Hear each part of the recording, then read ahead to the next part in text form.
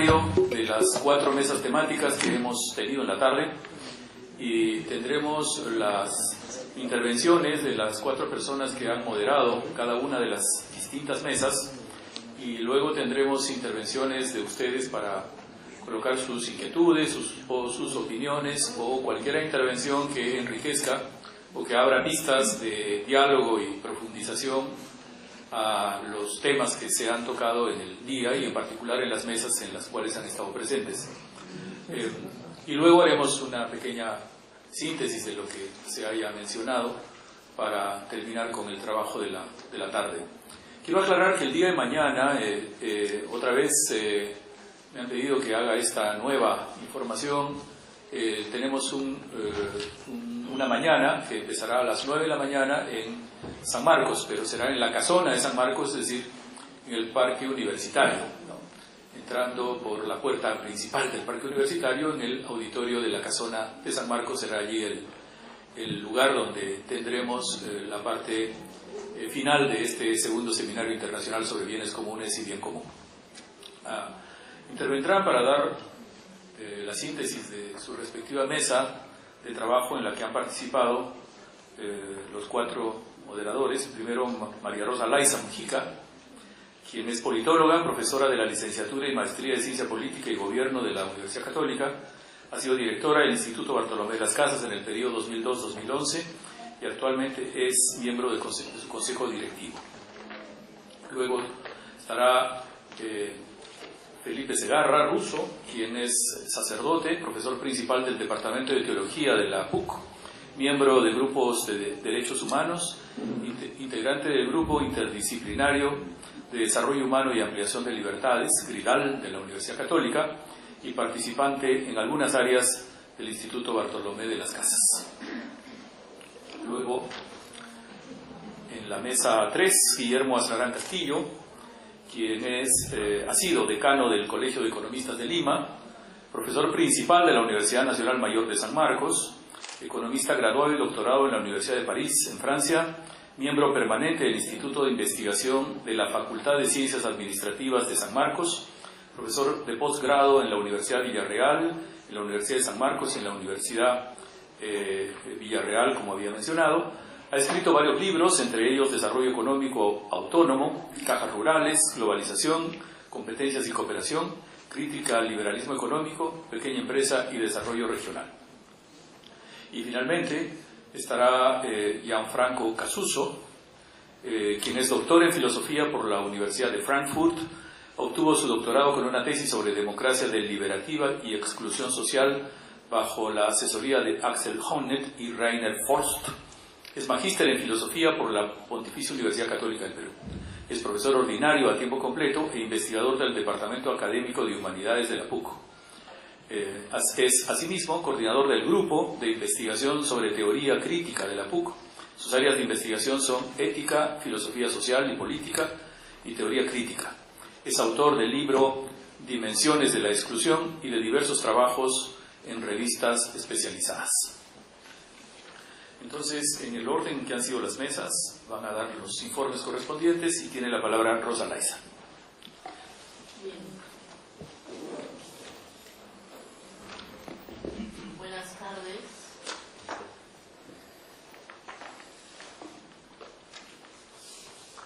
Buenas tardes. ¿Se oye bien? ¿Sí? Ya. Bien, la mesa que me tocó moderar es la mesa sobre gobernabilidad y desarrollo.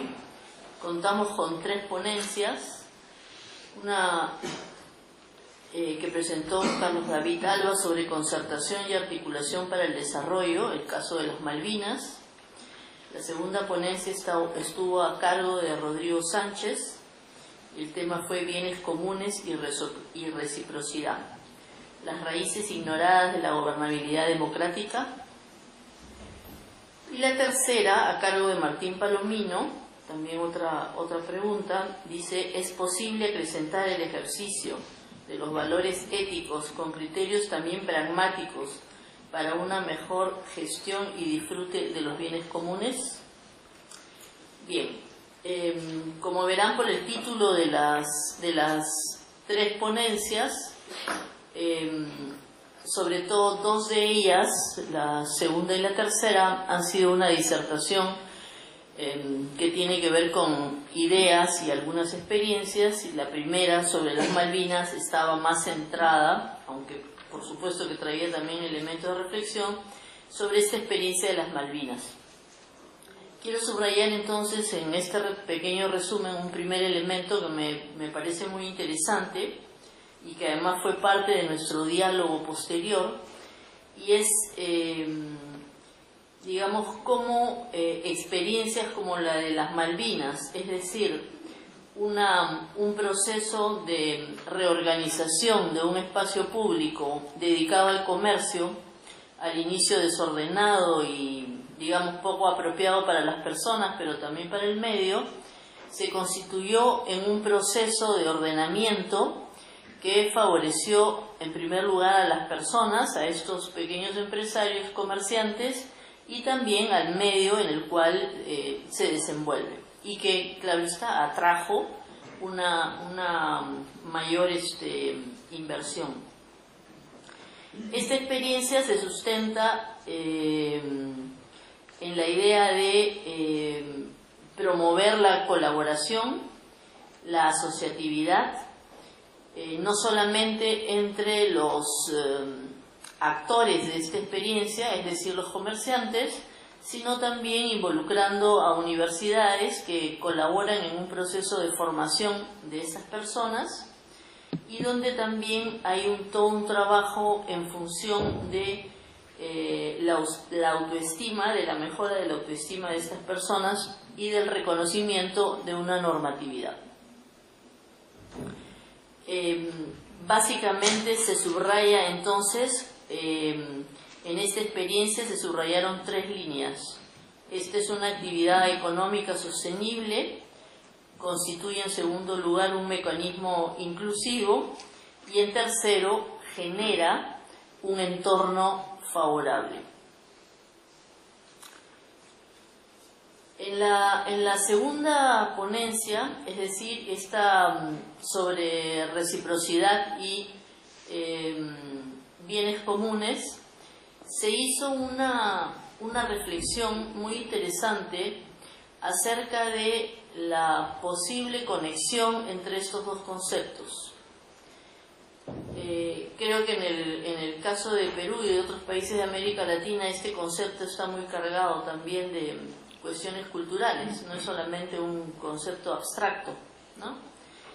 Y básicamente, digamos, se plantea la relación entre bienes comunes y reciprocidad, hablando de una relación que pueden establecer las personas, y que básicamente es una relación en la cual las personas se benefician de esta relación, pero donde también hay elementos de confianza para que esto se desarrolle, de intercambio, y donde creo que una de las ideas medulares de esta ponencia fue señalar que no hay necesariamente, como muchas veces pensamos o se piensa en nuestras sociedades, contradicción entre el interés individual y el interés colectivo, o la posibilidad de intercambiar desde el individuo en función de, digamos, resultados colectivos, ¿no? Entonces, la reciprocidad puede tener un efecto práctico, pero al mismo tiempo es un valor en su forma de ser desarrollada si es que está respondiendo, digamos, a estas necesidades, ¿no? Incluye elementos de gratuidad, se dijo, que no están negados, así como elementos de practicidad que forman parte de la vida.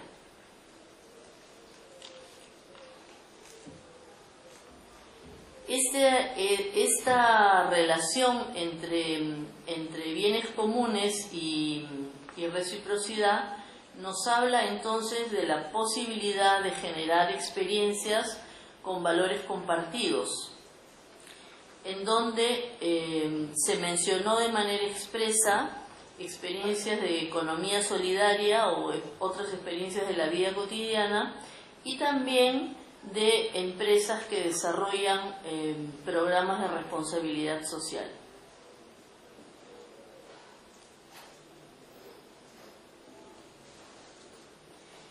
Y creo que también otro elemento que se destacó en esta presentación fue la idea de tratar a los elementos de los bienes comunes, tratar desde la perspectiva de los elementos de los bienes comunes de una manera mucho más relacional lo que es la economía, la política y el medio ambiente. Creo que este elemento también estuvo presente, yo no lo mencioné con tanta fuerza en la primera presentación, creo que es un elemento común de las dos presentaciones. Y me parece importante este aporte porque creo que también va un poco a contracorriente de lo que muchas veces se nos dice, es decir, que cada esfera de la sociedad o cada dimensión de la sociedad funciona con lógicas completamente distintas. Pero sin embargo, se decía que si el centro es el ser humano, la lógica de estas dimensiones tiene que caminar en otro sentido, ¿no? Y entonces hay que verlas justamente en esta perspectiva relacional. Y la reciprocidad, digamos, sería en esta mirada una forma de establecer las relaciones entre los seres humanos a partir de experiencias o situaciones muy distintas.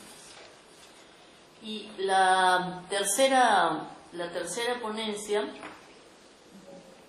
desarrolló básicamente el tema de la economía del bien común, en la cual se insistió mucho en la necesidad de insistir en una perspectiva de valores que debía de alguna manera impregnar la economía y la política partiendo de experiencias locales.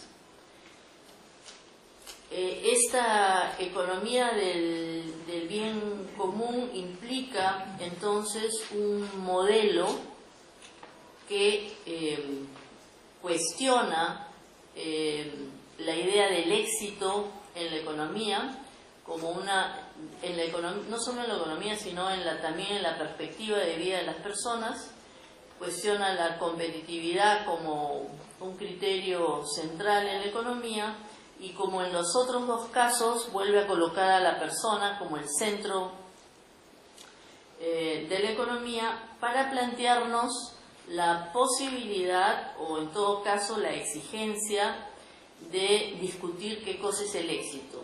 El éxito no es el dinero, no es simplemente el ascenso social, sino los valores.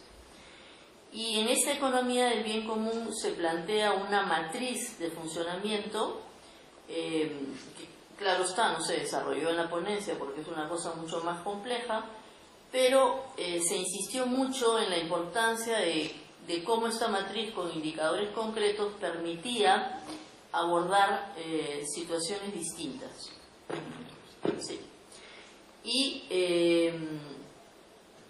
entonces el punto, va hacia esta, cómo esta perspectiva de la economía del bien común puede contribuir o en todo caso converge con el sentido y con la perspectiva de los bienes comunes. Y para terminar, medio minuto, decir que en la discusión se planteó mucho la necesidad no solamente de desarrollar ideas, sino de recoger experiencias que de repente no fuera de manera total, podría ser de manera parcial, recogiera estas ideas con las que estamos dialogando.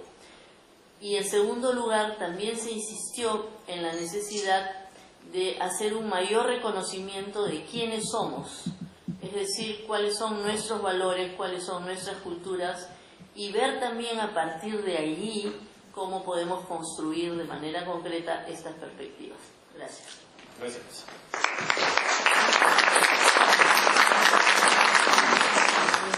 Ahora Felipe Segarra, ¿le puedes pasar el micro, Guillermo? Se jala, ¿no? Mira, a mí me tocó hacer la síntesis, no moderar, Lo que ocurre es que el moderador se fue y me dijo minutos antes que hiciera la síntesis. La mesa segunda sobre educación y bienes culturales. Voy a ir después especificando los ponentes y los temas que le correspondieron, pero fueron tres temas algo distintos: educación popular en un caso, educación en ciencias, el segundo caso, y formación ciudadana en el tercero. Una coincidencia notable de las tres ponencias fue, como debía ser, que se trata del desarrollo de la conciencia reflexiva, crítica y, uso una palabra algo diversa a la usual, capacitadora, es decir, que fomenta la apropiación de capacidades de los distintos participantes. Comenzó Irma Mariño del Instituto Bartolomé de las Casas y ella expuso el tema de educación popular, ampliación de capacidades y libertades. En la introducción, entre varios puntos, señaló cómo hay en la realidad de nuestros países grandes contrastes, y uno de ellos, más específico, es la falta de interés o de atención, a los intereses de las mujeres. Cómo la pobreza multidimensional se relaciona con la falta de oportunidades y de acceso a las libertades.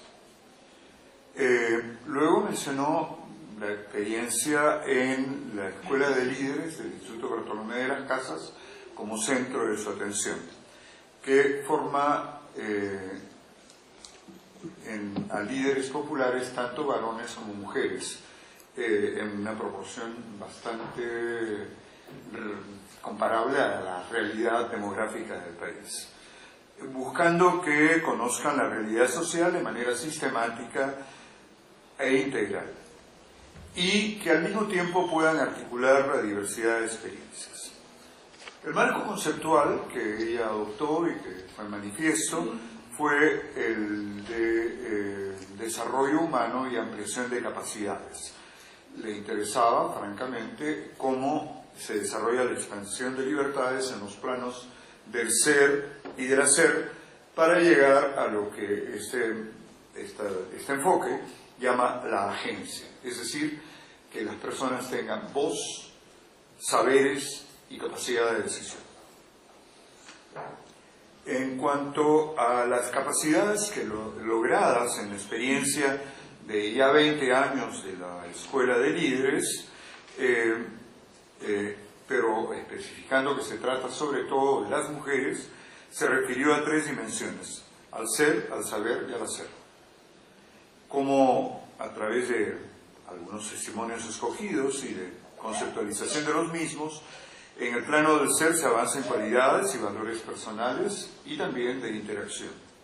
En el plano del saber, la comprensión y transmisión de contenidos críticos respecto a una realidad compleja como la del mundo popular en el seno de la realidad peruana. Y la del ser, responder comprometidamente con trabajos educativos desarrollados por los participantes a posteriori, preferentemente en sus comunidades. Conclusiones y desafíos fueron el subrayar que la educación es un derecho humano fundamental, que hay experiencias prácticas de aprendizaje en una larga situación de exclusión, que se generaron, gracias a su participación en la escuela, múltiples procesos, y que resultó esta experiencia fundamental para las participantes. La segunda ponencia estuvo a cargo de Daniel Guerra, profesor de biofísica en la Universidad Peruana Cayetano Heredia. Él es profesor de biofísica molecular, pero ha sido desafiado a intervenir en la creación de aportes al Ministerio de Educación respecto a una propuesta para educación en ciencias con respecto a cosmovisiones alternativas. Bien, de lo que se trataba en este enfoque, lo dijo a posteriori, pero creo que resumía bien, era cómo mejorar desde esa aproximación al mundo científico la calidad de vida de los alumnos de formación básica regular, primaria, secundaria fundamentalmente. Planteó señalando los temores que hay de enfrentar diversas cosmovisiones, pero dijo que ese temor no era un problema. ¿Por qué en ciencias? Lo respondió muy sencillamente, porque si no hay una mínima comprensión del estado más o menos actual de la ciencia, no hay una verdadera participación ciudadana, se entiende. Y entonces dijo que la propuesta que él hacía, la voy a especificar más tarde, era la de una alfabetización científica, para que se pudiera tener una comprensión mínima, adecuada, de problemas concretos. Señaló dificultades en la preparación, sobre todo de los docentes, la señaló como la dificultad más grave, en la infraestructura, no tan grave, en la creación de consensos mínimos, más bien como algo que parece ser se logra. Específicamente en el ámbito de las ciencias, ya lo dije, la confrontación de cosmovisiones y las amenazas que provienen de la pseudociencia y de las posturas anticiencia. Enfrentó el tema de la confrontación de cosmovisiones. Se trata de enfrentar no verdades reveladas, pero sí la actitud de quien dogmáticamente asume tales posturas, ¿no? Señalando que hay procesos en conflicto y que la propuesta a la que me referiré un poco más tarde todavía, lo que pretende no es que el docente resuelva los conflictos, sino que cada uno de los participantes, alumnos secundarios, fundamentalmente pueda resolverlos. Señaló, sin embargo, que la ciencia hoy día desafía a todos. ¿Por qué? Porque hay constantemente nuevos hallazgos y hay que irse adecuando a esos hallazgos que por otra parte no tienen un carácter dogmático, precisamente porque se van innovando constantemente. Su propuesta concretamente fue bastante ampliada, pero se trataba de un problema de ver cómo se trabaja en cuerdas paralelas, y el caso ejemplar que puso fue el de Copérnico, es decir, lo que señala el nacimiento de la ciencia moderna. Cómo ese proceso se condujo en el siglo XVI sin afectar afirmaciones religiosas, excitando más bien el debate y la tolerancia. Se trata, en el caso de la ciencia, de buscar un análisis causal que genera conocimiento, que tiene limitaciones axiomáticas en el plano de lo observable, de lo comprensible y de lo generalizable. Para decirlo en otros términos, no hay posibilidad de ir más allá de lo que es común a fenómenos universales. Pero eso no quiere decir que todo sea resuelto. En cuanto a los impactos, siempre dentro de este análisis, justamente afectaban la cosmovisión y los estilos de vida. Bien, después señaló que hay modelos paradigmáticos que afectan tres dimensiones: la vida humana, la vida de cada persona, la tierra y la naturaleza. Y terminó redundando en que se trataba de trabajar en cuerdas paralelas desde el ejemplo de la revolución copernicana, que puede aplicarse a los diversos momentos del desarrollo posterior de la ciencia. Juan González, profesor en la Universidad del Pacífico y en la Pontificia Universidad Católica del Perú, trató el tema del cineforo como espacio para la formación ciudadana. Se trataba de ver cómo eso es posible dentro de una sociedad plural. Eso fue dicho en realidad respondiendo a una de las preguntas, la de Ismael Muñoz, que está presidiendo esta mesa. Entendió formación ciudadana entonces como la participación en la polis, en el sentido amplísimo del término, de un espacio común a todos los que viven en un determinado país. Insistió en primer lugar en el poder de las imágenes del cine, ¿verdad? Aunque hubo referencias también, por razones que comprenderán, a la literatura. El poder de las imágenes porque ellas evocan algo que es común a todos. El primer ejemplo, puso dos. El primer ejemplo fue el de la furia de Aquiles arrastrando a Héctor ya vencido y derrotado. Y cómo eso suscita en el espectador, o puede suscitar en el espectador, un juicio de carácter ciudadano. Eso no se debe hacer, ¿no? Por lo tanto, este punto lo llevaba a... yo estoy terminando.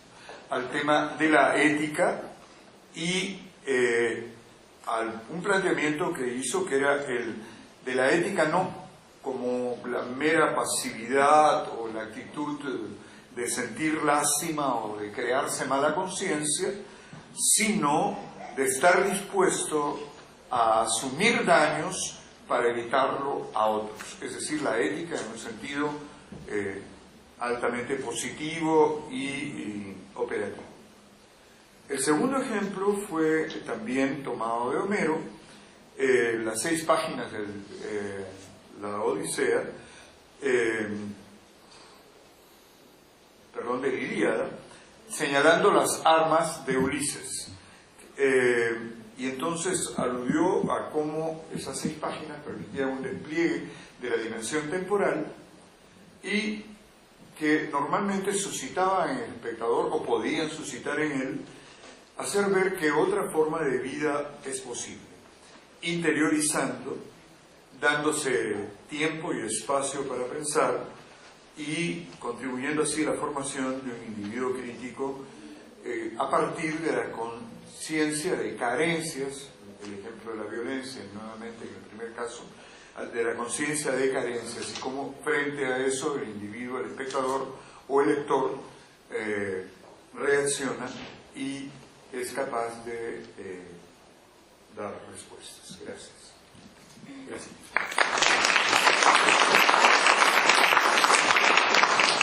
Guillermo Eslarán, por favor.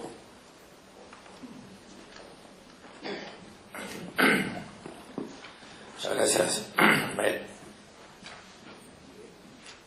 Quisiera comenzar con una reflexión hecha por Rosa Laiza sobre el bienestar, porque creo que lo que hemos tratado en esta mesa justamente trata sobre eso, ¿no? Sobre el bienestar de la ciudad, de los ciudadanos, casi enfrentado con la economía, ¿no? Es decir, para que todo lo que se ha planteado en la tarde, en realidad la economía tendría que funcionar de otra manera, ¿no? Y en realidad la actividad económica ha sido pues expropiada a la sociedad a los albores de la humanidad, ¿no? Es decir, el bienestar, la igualdad,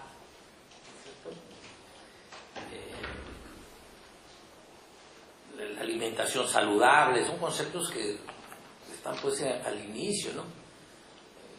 Cuando ya se genera excedente, división de trabajo, la aparición de la propiedad privada, la actividad económica tiene otra función. Recuerdo, y Ismael también debe recordar que creo que es más joven, pero la microeconomía se llamaba economía del bienestar. Y después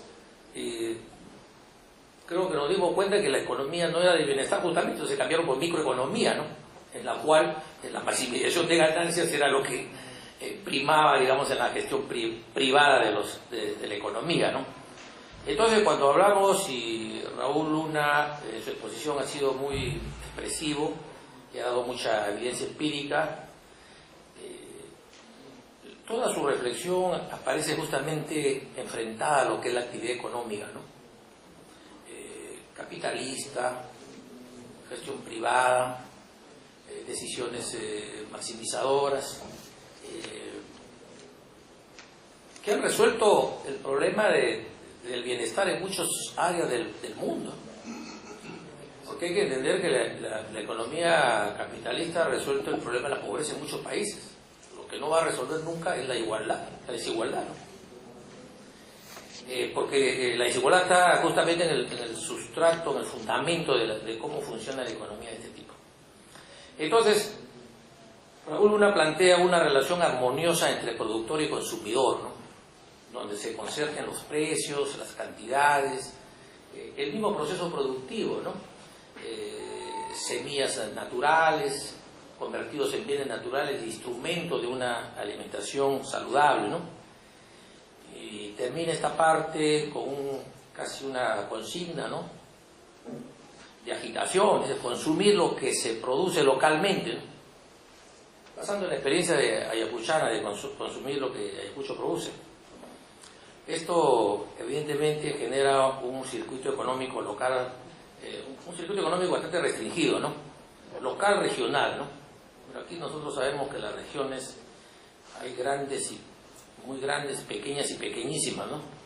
Entonces, a partir de una región como Madre de Dios o una región como Lima, pues es bastante distinto como perspectiva, ¿no? Como espacio. Esta reflexión armoniosa, esta relación armoniosa, en realidad parte de un supuesto, ¿no? Del tradicionalismo, ¿no? Un conservadurismo en los hábitos de consumo. Es curioso, en San Marcos estoy asesorando una tesis justamente de un economista cusqueño que está tratando de constatar por qué los cusqueños de la ciudad de Cusco, concretamente, por qué ya no consumen productos tradicionales, ¿no? Porque ahí están todas las franquicias, los supermercados, ¿no?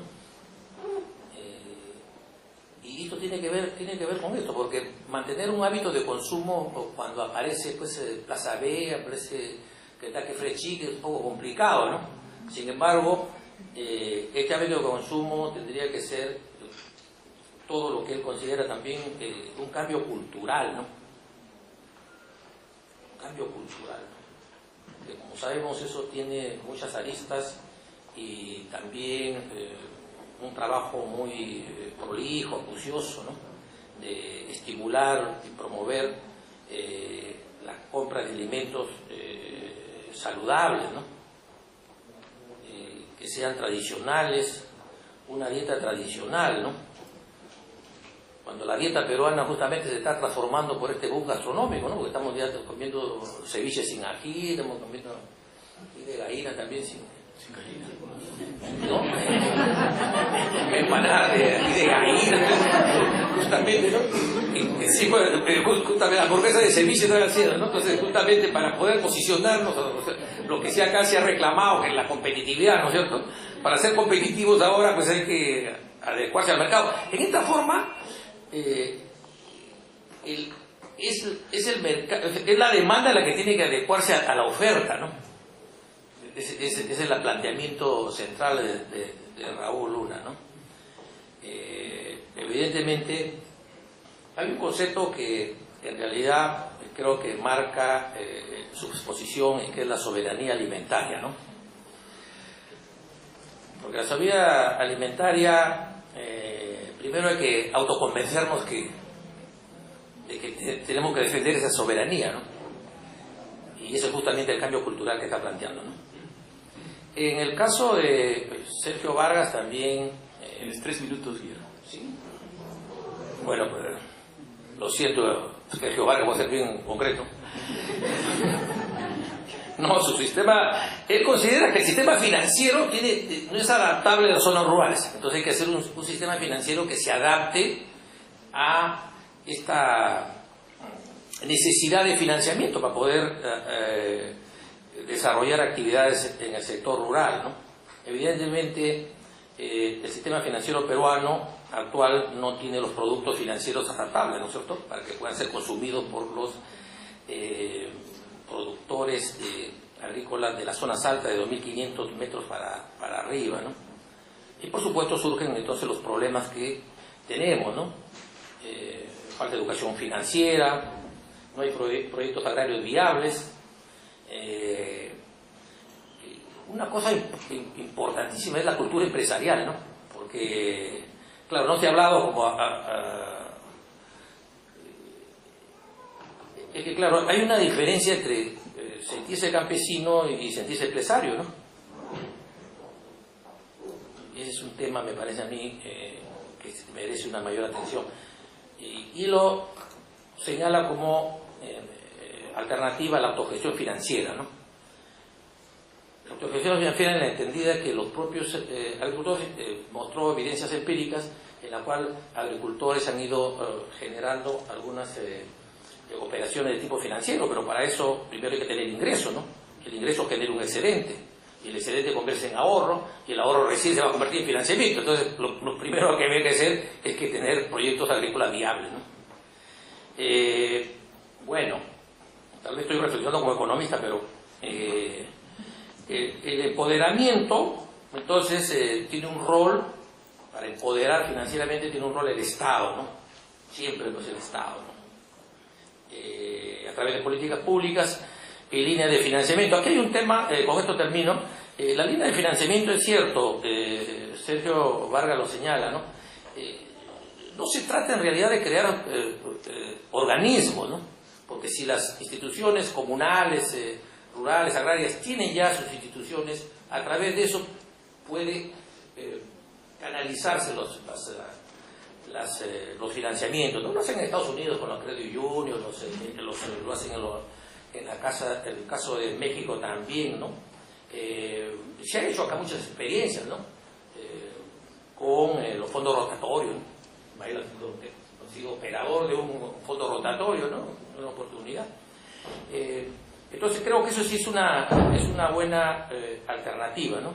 Como ven, todos estos temas en realidad son generadores de reflexiones futuras, ¿no? Y todos son temas abiertos que exigen o merecen un mayor tratamiento y reflexión, pero creo que están por el camino correcto, ¿no? Muchas gracias.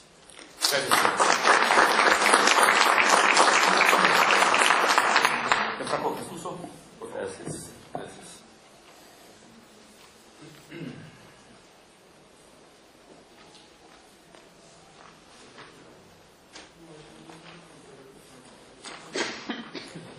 Buenas noches. Yo estuve a cargo de la moderación de la mesa número 4, titulada Ecología y Medio Ambiente.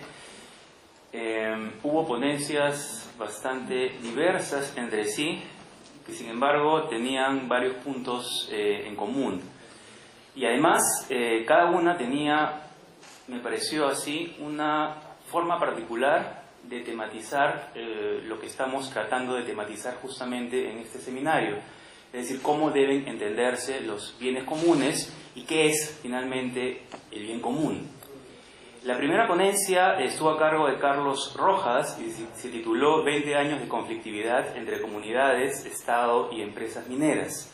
Un tema que a mí particularmente me interesa bastante. Carlos Rojas se concentró en particular en el caso de la conflictividad en torno al lago Chinchaycocha en la región Junín.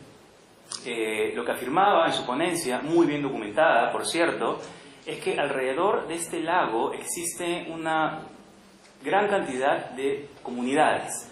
Comunidades que han estado en conflicto desde hace 20 años, desde 1994, con dos frentes principalmente. El primero está representado por las empresas y el segundo, extrañamente, por el Estado. La dinámica que explicó con bastante detalle el señor Rojas en su ponencia tiene que ver con un primer momento en el cual existen demandas exigidas por parte de las comunidades alrededor del lago y conforme pasan los años, algunos intentos de respuesta por parte del Estado que hasta ahora continúan sin ser completamente satisfactorios.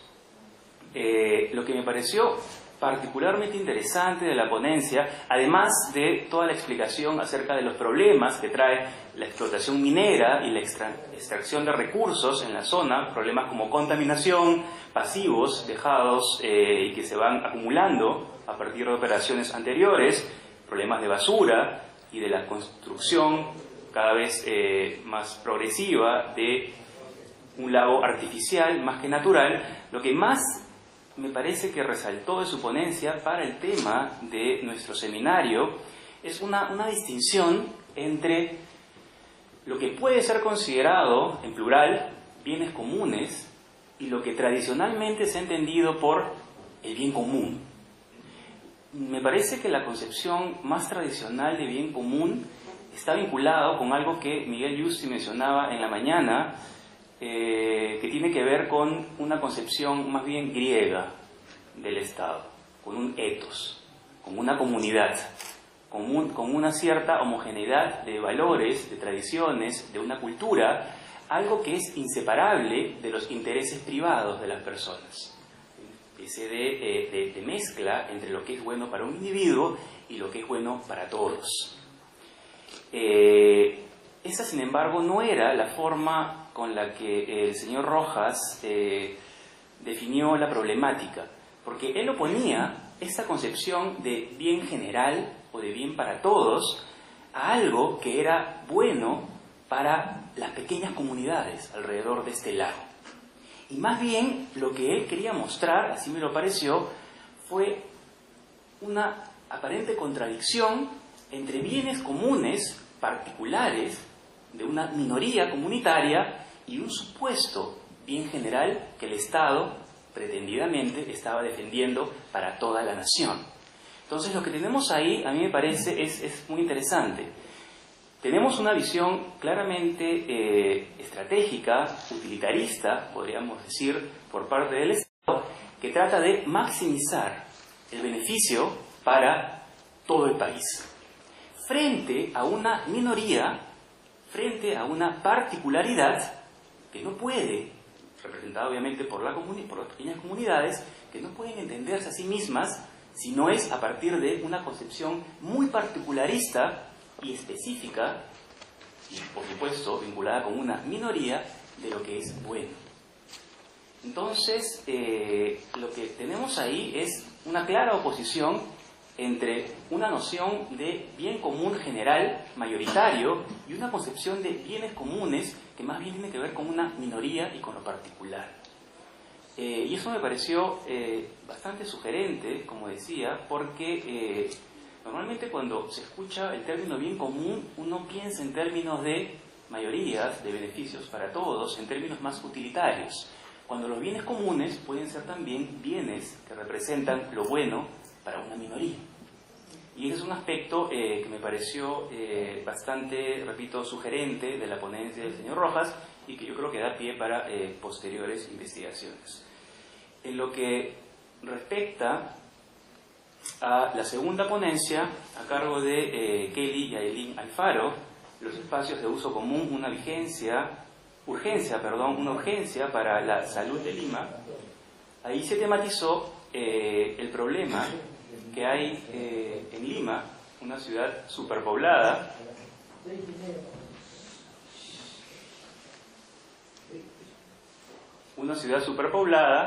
que representa el 28.4% de la población nacional. Una ciudad en la que, paradójicamente, hay por habitante un 2.9 metros cuadrados de áreas públicas, que entendían las expositoras como básicamente áreas verdes. Y lo que ocurre es que no existe una política adecuada de tratamiento de estos ámbitos comunes. En pocas palabras, lo que podría o puede en el futuro constituirse como espacios comunes orientados a una vida buena, a una autorrealización plena, a un desarrollo humano complejo, está siendo privatizado, ¿no? Y ellas mencionaron tres instituciones, las Fuerzas Armadas, el INPE y SEDAPAL, instituciones que poseen terrenos que podrían perfectamente, si existieran las políticas adecuadas, ser convertidos en parques o en centros públicos de esparcimiento y recreación. Pero lo que está pasando cada vez de manera más acelerada es que se están vendiendo. Y en esos lugares, en vez de construir áreas de uso común, se están construyendo centros comerciales, malls, ¿no? Y otro tipo de edificios vinculados con la actividad económica privada. Eso ha ocurrido ya en la mayoría de los casos vinculados con los terrenos de las Fuerzas Armadas, parcialmente en el caso de los terrenos del INPE, y parece que la tendencia es que ocurra también con los terrenos vinculados con SEDAPAL, que se empiecen a privatizar masivamente. Lo que demandaban o lo que proponían las expositoras en esta segunda ponencia era pues políticas que fomenten, que se incrementen los espacios públicos y se frene un poco esta masificación de lo privado, tanto para la construcción de centros comerciales, malls o lo que fuera, como de construcción de edificios, ¿no? Donde las áreas verdes están reducidas a unos cuantos pocos metros cuadrados que constituyen además propiedad de los que viven en ese edificio. Ellas entendían, y eso me parece lo sugerente para nuestro seminario, las áreas o las áreas verdes, ¿no? El área común como una condición necesaria para el desarrollo de otros bienes comunes o además también de otros bienes particulares. Para ellas era un requisito que existiese lo común, que existiese lo compartido, para que pueda haber desarrollo individual, con lo cual establecían una clara jerarquía entre lo común y lo privado, dándole por supuesto mucho más importancia a lo común. Y eso me pareció también bastante importante para la tematización de lo que estamos tratando de entender que sean los bienes comunes, ¿no? O más en general, lo común. Un concepto de lo común que, por cierto, difiere bastante de este otro concepto que mencioné a propósito de la primera ponencia, que está más bien vinculado con una concepción homogénea de lo bueno para todos. Y, me olvidé decirlo, que en la primera ponencia estaba representado por la tendencia del Estado peruano a defender la extracción o el tratamiento, la generación de energía en detrimento de las comunidades, porque supuestamente la energía es algo que va a favorecer a todo el país. Recuerden que en esa región, justamente en Junín, está la hidroeléctrica del Mantaro, ¿no? Que es la que surte de energía a la mayor parte de Lima, por no ir muy lejos. Entonces, esa concepción más bien utilitarista del mayor beneficio, estaba cobrando prioridad por sobre el beneficio de una minoría. Entonces, la primera ponencia, volviendo a esto, trataba de reivindicar los bienes comunes a un nivel de minorías, de lo particular, por sobre una concepción totalizante de lo que podríamos llamar el único bien común de un Estado, ¿no? Finalmente, en la tercera ponencia, Rodrigo Arce, la ponencia se titula Comunidades nativas y madereros, una relación conflictiva o colaborativa. Él exploró un tipo de conflicto que, a su parecer, lo documentó muy bien además, no está, digamos, tipificado o tematizado correctamente, por ejemplo, por los informes de la Defensoría del Pueblo. Normalmente, cuando se habla de conflicto en el Perú, nos solemos enfocar en los conflictos de tipo minero, más que todo. Son los que figuran en las estadísticas y son sobre los cuales la mayoría concentramos nuestra atención. Pero el expositor Rodrigo Arce hizo hincapié en que justamente el problema de los conflictos en las zonas madereras no solamente es que no son correctamente tratados, sino que al parecer no existen, u oficialmente no existen.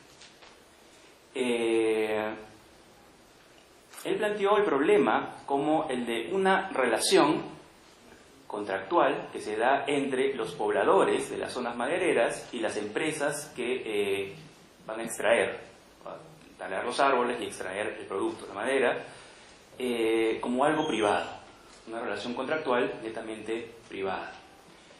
Y habló de una segunda relación que se da más bien entre la comunidad, donde se extrae la madera, y el Estado.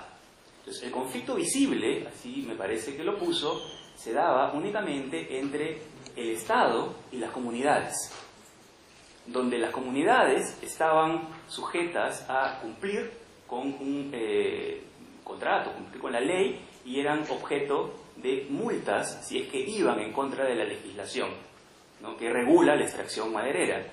Con lo cual, las empresas, que eran las que tenían el contacto directo con las poblaciones, no eran en absoluto penalizadas, ¿no?, porque toda la culpa se le daba a las poblaciones, a las comunidades, ¿no?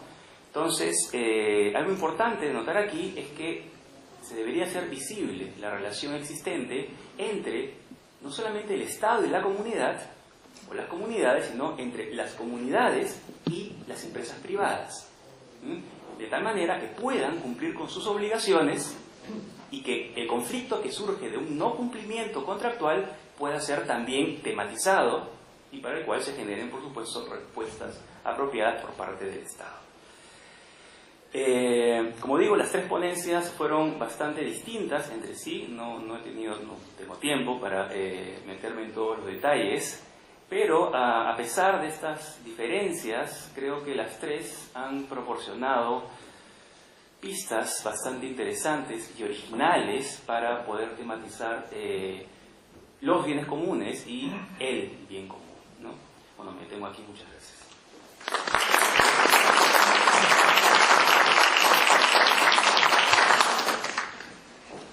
Muy bien. Antes de que se vayan, seguramente tengo que informarles nuevamente de que mañana, a las 9 de la mañana, vamos a utilizar la casona de San Marcos para poder desarrollar el día final, que es en la mañana, de nuestro segundo seminario internacional. Ahora, habría intervenciones de ustedes si es que hay un interés o una inquietud por aportar o enriquecer el trabajo de las comisiones o el trabajo que se ha desarrollado en el día, las presentaciones. Está una posibilidad abierta para que cualquiera de ustedes pueda intervenir y decir una palabra o un conjunto de apreciaciones breves en torno a los temas que hemos tocado y que las mesas han desarrollado. ¿Su nombre? Pedro Merino. Don Pedro, adelante. Bueno, yo creo que esto serviría precisamente para abrir un debate más amplio, para tratar de que la población pudiera informarse de estos planteamientos que se está haciendo. Me parece que son muy interesantes porque en realidad hay ya una inquietud de poder modificar la economía del país en relación a lo que significa esa economía al servicio del hombre y no el hombre al servicio de la economía. Entonces yo creo que es importante que esto pudiera, por ejemplo, introducirse en los medios sociales, en el Internet, a fin de que la población pueda informarse de lo que aquí se ha tratado y crear nuevas expectativas, digamos, para otros debates mucho más amplios y con temas que pudieran ser movidos hacia, por ejemplo, estamos en elecciones, prácticamente en elecciones. Los alcaldes, ¿qué propuestas traen? Propuestas de bailes, de cantos. Eso no va a ayudar a la población, a su desarrollo ni a nada. Entonces no hay propuestas objetivas de transformación de una economía al servicio de la persona humana, sino simplemente cosas muy tibias, diríamos, en cuanto a lo que ellos quieren proponer para una ciudad o para un distrito que quieren gobernar. Entonces me parece que este seminario podría despertar también en ellos una idea de cómo gobernar una ciudad, un distrito. Y creo que es importante que esto que se ha dicho en la mañana, lo que se está diciendo ahora y lo que se dirá mañana, pudiera ser puesto pues, en los medios sociales, ¿no? Para que la gente se entere, los candidatos se enteren y los que van a ser presidentes de regiones se enteren, porque hay problemas que no son solamente locales sino nacionales. Las comunidades campesinas, las comunidades indígenas o las comunidades de la selva necesitan tener mayor protección en muchos casos, con el aspecto de la invasión de la minería informal, la tala de árboles de la selva, que son el pulmón para el medio ambiente. Entonces todo esto significa un deterioro de la naturaleza. Estamos a puertas del CO20 y cómo estamos aportando también como país a este aspecto de la preocupación mundial que hay sobre el calentamiento global. Entonces todo esto me parece muy importante relacionar con esto que hemos hablado de bien común y bienes comunes, ¿no? Gracias. Muy bien. Gracias, Pedro. ¿Otra intervención? ¿En la misma línea o de reflexión?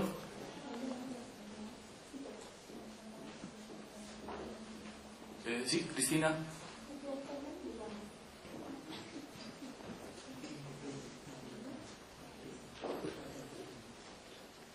Sí, yo en principio quiero sumarme al aporte de Pedro en el sentido de, primero, destacar, digamos, la riqueza y la profundidad de cada uno de las ponencias presentadas y realmente lo magistrales que han sido los moderadores en comunicar las conclusiones, ¿no?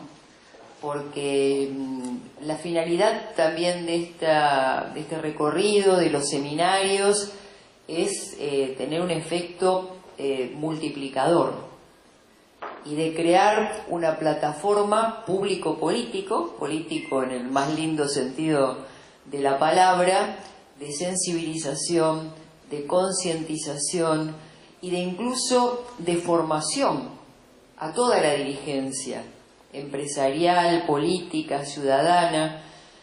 Entonces, lo diré, digamos, también mañana en el cierre, pero creo que también de esta jornada, así como lo intentamos en Buenos Aires, y está teniendo también algunos frutos muy importantes, poder generar en el ámbito, acá se llama en Perú, las alcaldías, nosotros lo hacemos en las comunas, todo un proceso de información, formación y empoderamiento, porque muchas de estas cuestiones ni siquiera no se conocen, o también en nuestros países llenamos con nubes de humo que ocultan muchas veces la verdadera necesidad de problematizar y discutir y encontrar alternativas para un auténtico desarrollo. Entonces, bueno, en primer lugar, las felicitaciones a todos los que presentaron y a este momento de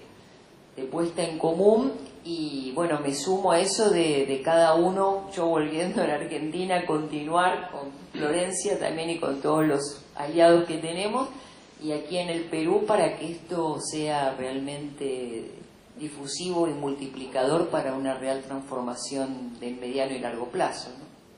Muchas gracias, Cristina.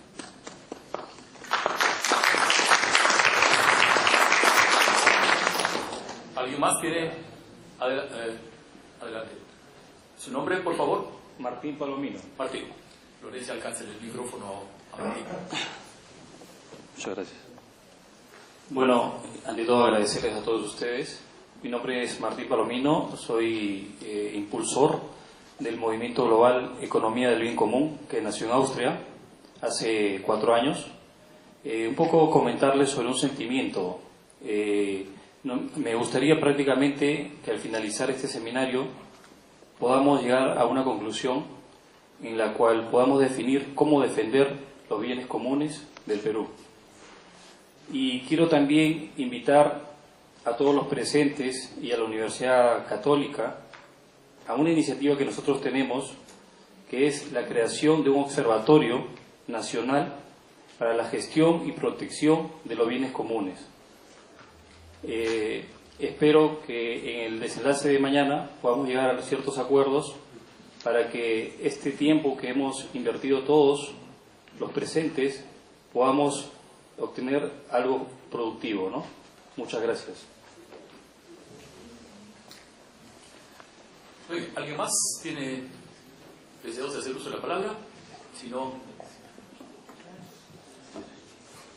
Muy bien. Quisiera entonces... Me ha pedido que termine esta parte de las intervenciones con una pequeña reflexión sobre lo dicho y los temas que hemos tratado de manera telegráfica. Pero como el telégrafo ya no existe hoy día, diré ahora de manera tuitera. Vamos a tuitear un poco esto, finalmente. Son tres cosas muy breves. Uno, en términos de perspectiva, ¿no? La perspectiva en el debate, en la discusión, en la reflexión sobre lo que hemos tratado. Hay una temática que efectivamente aparece como sumamente importante, que es para informar bien y para dar a conocer de la mejor manera posible lo que estamos discutiendo, y es profundizar en lo que son los bienes comunes y lo que es el bien común. Incluso para defender bien lo que son los bienes comunes de nuestro país o de nuestras comunidades o de nuestras instituciones, ¿no? Es la definición más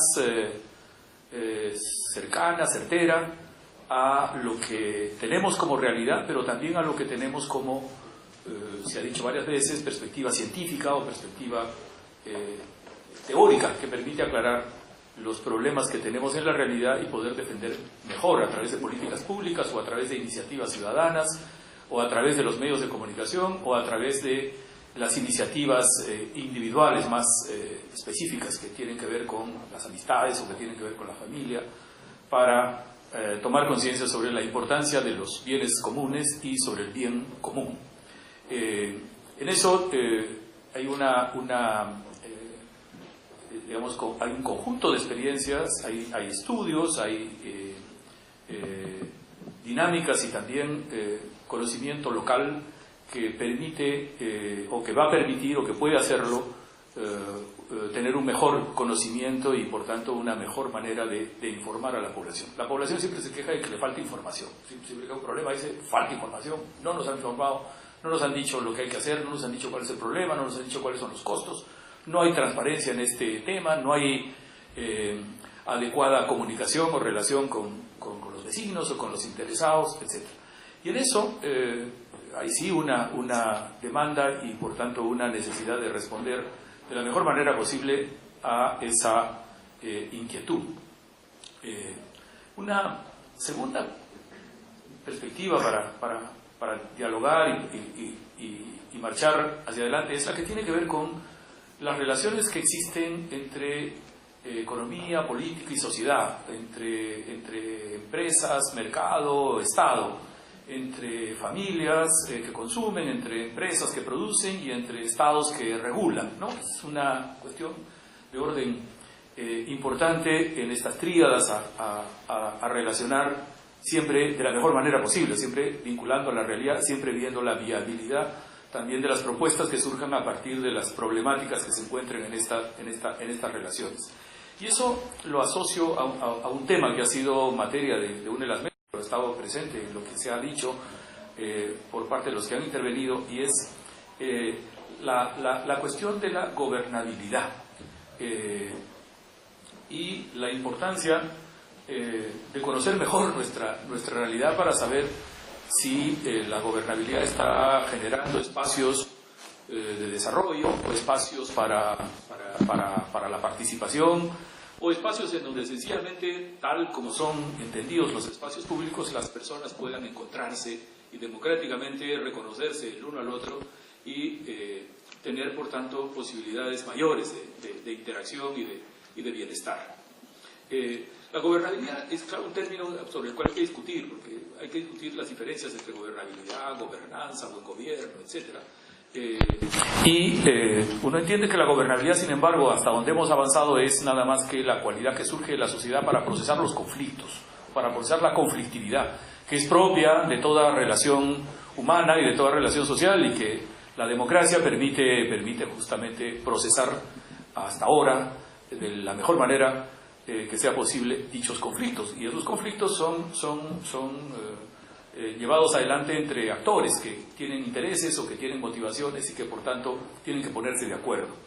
Ese tema del acuerdo, o ese tema de la manera en cómo se procesan los conflictos para llegar a buen puerto, es un asunto, me parece sumamente importante en la reflexión sobre el bien común, ¿no? Eso lleva justo a saber qué es lo que estamos entendiendo por bien común. Y finalmente hay un tema que está vinculado a la importancia de diferenciar lo que son los bienes comunes, de los bienes públicos, de los bienes privados, de los bienes colectivos, ¿no? Hay bienes que son, dada la función que cumplen o dado el momento en que se les utiliza, las cuatro cosas, ¿no? Hay bienes que no son solamente privados, sino que pueden cumplir una función pública y una función común o una función colectiva, dada los nombres que en economía les damos a los bienes, en cuanto si se puede excluir de su consumo por el precio, o en cuanto a si se puede por su consumo disminuir su consumo para otra persona dado que uno lo consume, ¿no? El bien. Entonces hay una necesidad de diferenciar bien esto, porque en el debate que tenemos a nivel no solo de nuestro país sino de varios otros países, hay bienes como los parques, por ejemplo, si van de ser de espacio público, si mejor los utilizamos privadamente porque generan renta, o temas como la confianza, si la tratamos más bien como un valor o como capital social. Si lo tratamos como capital social, claro, también puede ser un valor, pero todo capital genera renta, porque es la definición del capital. Entonces estamos rebajando el tema de la confianza solamente a su posibilidad de generar renta o a generar producción o a generar empresa o emprendimiento productivo. En fin, esa temática me parece central en el debate para esclarecer mejor la situación y por tanto las propuestas que se deriven al respecto. Porque eso está vinculado finalmente a un campo como es el de la educación. Y se ha hablado de la educación como un asunto de que forma capacidades, un asunto que forma ciudadanía, un asunto que permite empoderar, un asunto que a nivel de género es clave para que, por ejemplo, la participación se expanda y sea un ámbito o un espacio de libertad. Y la educación, claro, es un espacio, perdón, la educación, claro, es un ámbito y un factor que permite ampliar la libertad, ¿no? Entonces, se lo debe tratar más como bien privado o más como bien público.